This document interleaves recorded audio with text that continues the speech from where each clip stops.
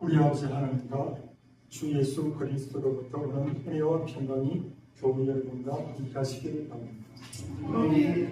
교회 여러분 반갑습니다. 봄이 분명히 왔는데도 날이 참 무겁습니다. 그리고 어제는 부산에서도 우리가 늘 기도하는 보라벤투라 부재석을 받았어요. 저도 이름만 기억하고 있다가 처음 봤어요. 제주도에서.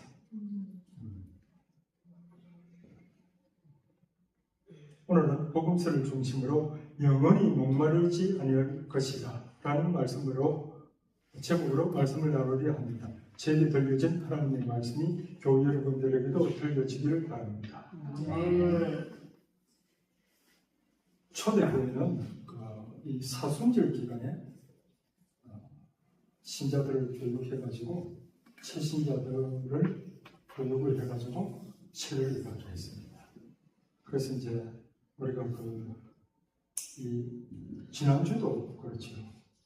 지난주도 사실은 그 내용은 세례를 성요한의 교회가 과거에 저희들 교인들 앉혀놓고 세례 문답하고 교육할 때에 지난주 본문도 보면 물과 성령으로 거듭나야 한다. 니고데모 이야기. 그렇죠. 그러면 그걸 교육을 했고 이번 주에는 어떻습니까? 3주에는 사마리아 여인과의 만남. 여기서는 그리스도는 우리의 생명의 신분이다. 아마 두 번째 모였을 때, 저 첫째는 두 번째 모였을 때는 아마 그것을 이제 또 교육을 했을 겁니다. 그리고 이제 다음 주에는 뭡니까? 이제 물과 성령으로 거듭나야 하고, 그 다음에는 뭡니까? 주님이 우리의 생명의 신분이다. 이제 그렇다면은 그 다음 주에는 어떤 내용인가 하면 나누면서 소경된 자의 치유 이야기입니다. 다음 주에는. 그럼 거기서는 무엇입니까? 그리스도는 우리의 빛이시다. 네, 빛이시다. 그리고 이제 그 다음 주로 이제 넘어가죠. 넘어가면서 5주차 이제 넘어가면은 부활절 바로 전에는 무엇을 이야기합니까? 라자루의 부활을 이야기합니다.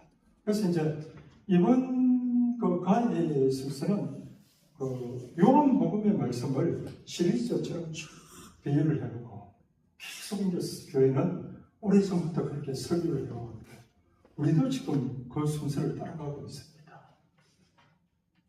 그래서 물, 빛, 생명 이 순서로 우리는 요한복음을 통하여서 듣게 됩니다.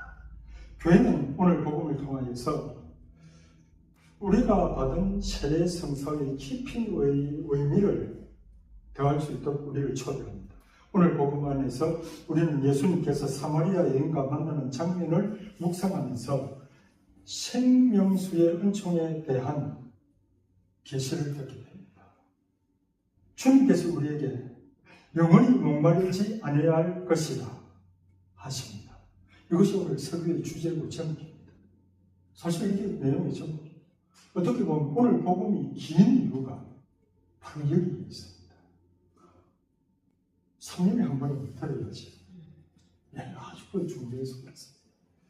예수님께서는 요단강 계곡을 따라서 이제 유대 지역에서 갈릴리 지역으로 가시는 예정입니다. 요한복음에서 예수님께서 사마리아를 가로질러 가야만 했다 합니다. 예수님께서 그렇게 길을 잡으신 것은 첫째는 가로질러 가면 거리가 가깝습니다. 두 번째로 생각해야 될 것은 예수님을 발견하신 아버지 하나님께 순종하기 위하여서 사마리아 지역을 가로질러 갑니다. 꼭 잘 들으십시오. 그럼 예수님께서 어떤 것을 받았길래 순종하기 위해서 사마리아로 가로질러 갈까? 요한복음 12장 47절은 분명히 말합니다. 예수님께서 받은 사명은 이렇게 이야기하고 있습니다. 누가 내 말을 듣고 그것을 지키지 않는다 하여도 나는 그를 심판하지 않는다. 우리하고는 체험이 다르지요. 우리는 안 지키면 어떻게 합니까? 쫓아서 너 그거를 지켜. 그럼 예수님이 받은 사명은 하나님의 복음서를 읽으면서도 똑같은 걸 여러 번 읽는데도 이렇게 답은 처음이었습니다. 내 말을 듣고 지키지 않는다 하여도 나는 그를 심판하지 않는다. 딱 잡았습니다. 나는 세상을 심판하려 온 것이 아니다. 세상을 구원하려 왔다. 예수님은 세상을 구원하려 왔습니다. 모든 사람을 구원하려 왔습니다. 사마리아 지역이죠. 아주 오래전에 구약 시대에 기원전 한 721년 아시리아 제국이 침입하여서 북왕국 이스라엘을 멸망시킨 후에 그 땅에다가 있죠. 아시리아인들이나 다른 외국인들을 이주를 시켰습니다. 그래서 함께 섞여서 살면서 혼혈임이 생기는데 그들이 바로 사마리아인들입니다. 그래서 인종차별이 심했습니다. 또 남쪽 왕국과는 이미 분리가 되어 있었기 때문에 종교적인 차별도 심했습니다. 예루살렘에 오는 것을 못 오게 했습니다. 그러니까 이제 사마리아인들은 그리심이라는 산에 그들만의 성전을 지었습니다. 뭔가니까 우리끼리 이거 해야 된다 하고 이제 결단 내린 거예요. 예수께서 멸시받고 천대받는 지역 사마리아를 가로질러 가시고 결국 사마리아에서 이틀을 머물렀다 합니다. 사마리아 지역에 복음이 전해지는 기회가 됩니다. 예수님은 이스라엘 사람들이 이교도라고 멸시하고 배척하던 사람들을 만나기로 결정하신 것입니다. 주님의 결정과 행동이지요. 종교적인 차별, 인종의 차별의 벽을 허뭅니다. 이를 이해하지 못한 유대인들은 어떻게 합니까? 예수는 사마리아입니다. 요한복음 보면 바로 직설적이에요. 예수는 사마리아입니다. 또 한 걸음 더 나아가서 저는 귀신 들렸잖아. 그렇게 이야기합니다. 배신자나 변절자나 하면서 비난을 계속합니다. 예수께서 야곱이 자기 아들 요셉에게 준 땅에서 가까운 시카르라는 사마리아 한 동네에 이르렀습니다. 그곳에는 야곱의 우물이 있었습니다. 길을 걷다가 지치신 예수님이 그 우물가에 앉았습니다. 때는 한참 더운 정오 무렵이었습니다. 피곤하고 지치신 예수님은 목이 말랐지만 오늘 복음에 보니까 두레박이 없었어요. 길을 수단이 없었습니다. 우물은 어떤 곳입니까? 우물은 있죠. 세계 어느 곳이나 마찬가지일 것입니다. 우리나라도 그렇고. 우물은 인간의 삶과 가장 밀접한 관계를 이룹니다. 그거 조금 무서 보이죠. 처녀 총각이 만나도 우물 같습니다.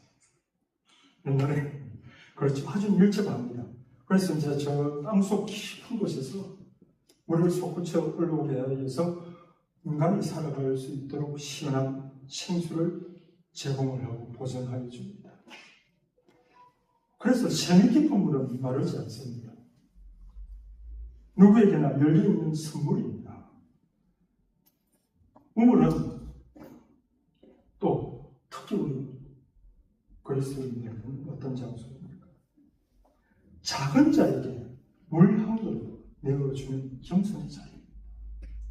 작은 자에게 물 한 그릇을 내어주는 자유로운 그런 간대함이 있는 자리가 우물입니다. 그러나 우물은 뭐죠? 파고 풀어내는 수고를 하지 않으면 안 됩니다. 그래서 사실 우리 교회가 우물인 것입니다. 또한 우물은 그 깊이를 선뜻 짐작하지 못할 만큼 신비스러움을 지니고 있습니다. 그런가 하면 우물은 어느 사회 공동체나 살아 움직이는 활동과 만남의 자리입니다. 삶이 함께 어우러지는 자리입니다. 바라기는 우리 미팅룸이 이런 자리가 되면 좋겠습니다. 그때 우물가에 마침 사마리아 여자 하나가 물을 길러왔습니다. 아마도 복음서를 보니까 자신의 청숙하지 못한 행실 때문에 사람들의 손가락질이나 비난을 받지 않으려고 사람들과 마주치지 않는 가장 한가운 시간대에 우물에 이 여자는 왔습니다. 예수님께서 나에게 마실 물 좀 달라 하고 그 여자에게 뭐 체면이나 금이 따위는 없습니다. 다 내려놓고 목이 마르니 달라고 구걸을 하다시피 이야기를 합니다. 예수께서 사마리아 여인의 내면에 있는 우물을 퍼올리기 위해서 이 물을 좀 달라 하는 것은 퍼올리기 위해서 그 뭡니까? 펌프, 마술 역할을 하고 있습니다. 유대인과 상종하지 않는 사마리아 사람, 더구나 집 밖에서 외간 여자와 말을 나누는 것을 금기시하던 그 사회에서 예수님은 사마리아 여인에게 물을 청하고 있습니다. 인간에 대한 선입견, 편견, 인종차별, 지역차별을 깨뜨립니다. 제자들은 이를 보고 매우 놀랐습니다. 예수님은 인간에 대한 사랑으로 목마르십니다. 예수님은 십자가에 달렸을 때도 목마르다 하셨습니다. 사마리아 여인은 예수님의 이러한 태도를 보고 깜짝 놀랐습니다. 예수님께 선생님, 당신은 유대인이면서 어떻게 사마리아 여자인 저에게 마실 물을 달라 합니까? 그러나 예수님께서는 여인에게 다른 차원의 그 시야를 넓혀주고 있습니다. 그래서 상황을 바꿔버립니다. 한마디로 말하자면 예수님, 하나님께서 주시는 선물이 무엇인지 네가 알고 또 너에게 물을 좀 달라고 청하는 내가 누구인지 네가 안다면 오히려 네가 나에게 청하고 내가 너에게 생수를 주었을 것이다 합니다. 얘는 여전히 이해하기가 어렵습니다. 그래서 두레박 이야기, 여인이 한 이야기는 또 자기 여기 조상들 야곱 이야기하면서 오래된 것이다 그런 이야기. 그 이야기를 하면서 이분이 좀 애사분은 아니구나. 조금 이제 평정심으로 예수님을 바라봅니다. 그리고는 여인이 예수님의 요청을 받았던 처지에서 예수님께 요청하는 처지로 자리가 바뀝니다. 선생님, 그러면 저에게 그 물을 좀 주십시오. 이 여인처럼 예수님과 우리의 만남도 늘 어디로 우리를 인도하실지 모르는 여정입니다. 우리의 여정이 그렇습니다. 모세의 가르침인 토라, 율법을 통해서 해결할 수 있는 갈증보다 더 깊은 본질적인 갈증이 있다는 것을 예수님께서는 이 여인과 우리에게 말씀하시고 있습니다. 호세아 예언자의 이야기대로 북왕국 사마리아가 불륜을 저지르고 부끄러운 짓을 저질렀던 그 이야기의 그 모습을 이 여자가 그대로 닮았습니다.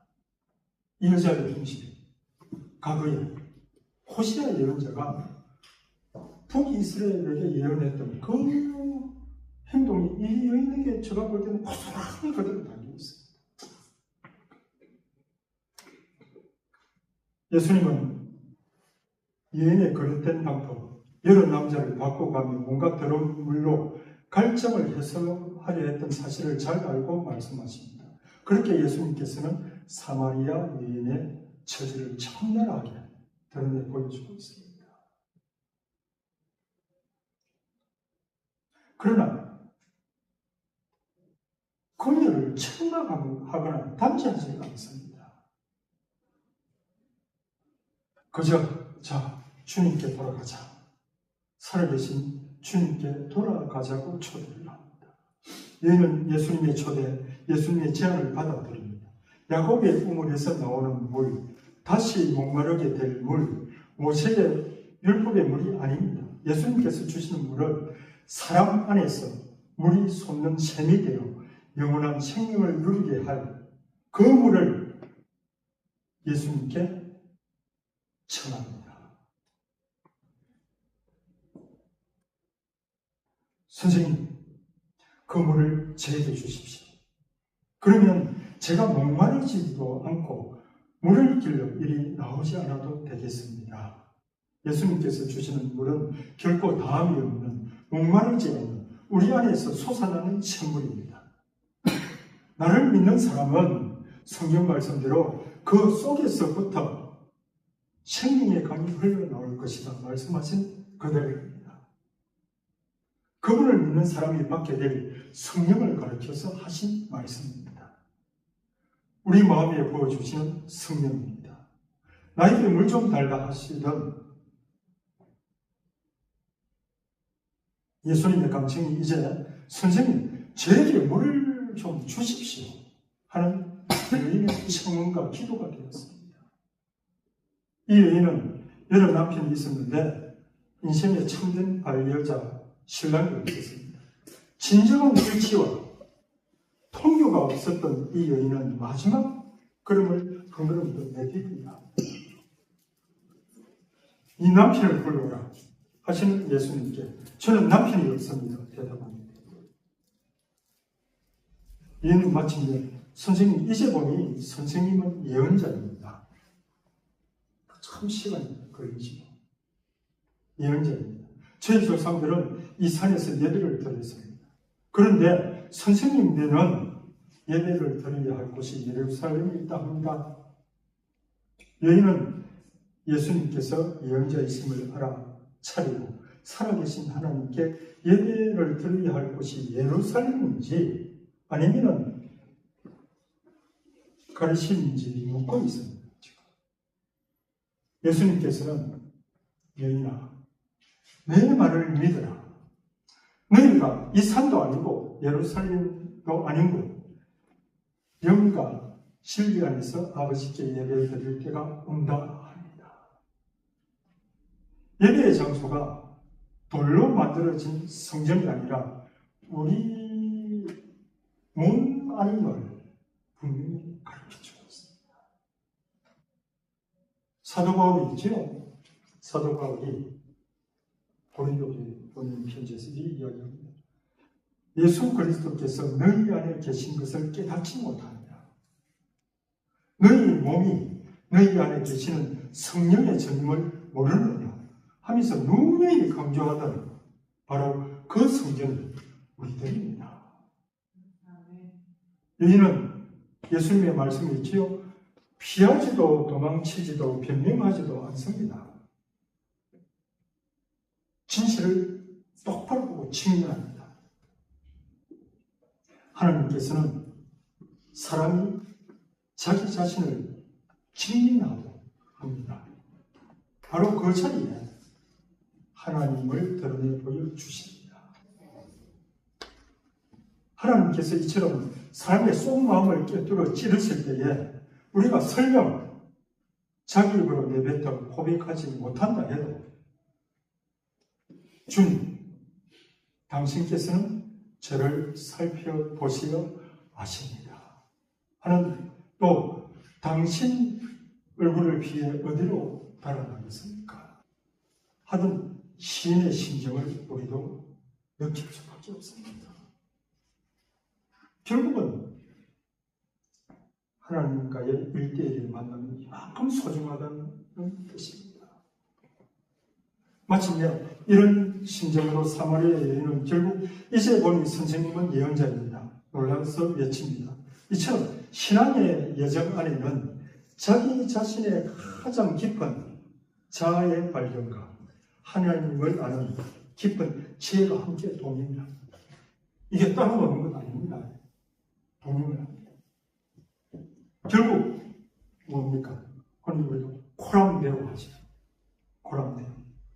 하나님 앞에 선 인간, 너는 누구냐? 그리고 과연 나는 누구인가? 이렇게 물을 수밖에 없습니다. 그래서 하나님을 알고 자기 자신을 똑바로 알아서 하나님을 모시기 바랍니다. 예수님께서 하나님은 영이시다. 그분께 예배를 드리는 이는 영과 진리 안에서 예배를 드려야 한다 하시자 여인은 저는 그리스도라고 하는 메시아가 오신다는 것을 압니다. 이 여인이 지니고 있는 깊은 감정, 곧 메시아에 대한 목마름을 고백하자 예수님께서는 너와 말하고 있는 내가 바로 그 사람이다 하십니다. 이거 우리에게 하시는 말씀입니다. 내가 바로 그 사람이다. 이렇게 예수님은 자기를 밝히시고 메시아라고 선포합니다. 예수님께서는 자신의 신적 본질을 드러내 보여주십니다. 예수님을 만난 여인은 새로운 피조물로 재창조됩니다. 달리 이야기하자면 거듭나는 것입니다. 새롭게 태어나는 것입니다. 복음이 전파됩니다. 그 여자는 어떻게 전파합니까? 물동이를 내버려 두고 멀리 가서 사람들에게 와보시오. 혹시 그분이 그리스도가 아닐지 모릅니다. 하고 외칩니다. 자신이 메시아, 온갖 은총의 선이신 분을 만났다는 사실을 선포하며 예수님을 증언합니다. 이제 말씀을 맺겠습니다. 우리 모두는 세상의 죄를 없애시는 하나님의 어린 양, 그리스도의 친구가 되었습니다. 사람들 사이에서 죄를 없애시는 하나님의 어린 양, 그분을 증언하도록 우리 모두는 부르심을 받았습니다. 세상의 구원자이신 예수님께서 우리의 메시아가 되십니다. 참으로 세상의 구원자이십니다. 우리의 생명의 근원이신 아버지 하나님께서는 목마른 우리에게 영원한 생수를 주십니다. 그러니 우리 모두 이제 헛된 갈망에서 벗어나 주님의 말씀과 성령을 통해 영원한 생명을 누리시기를 간절히 기원합니다.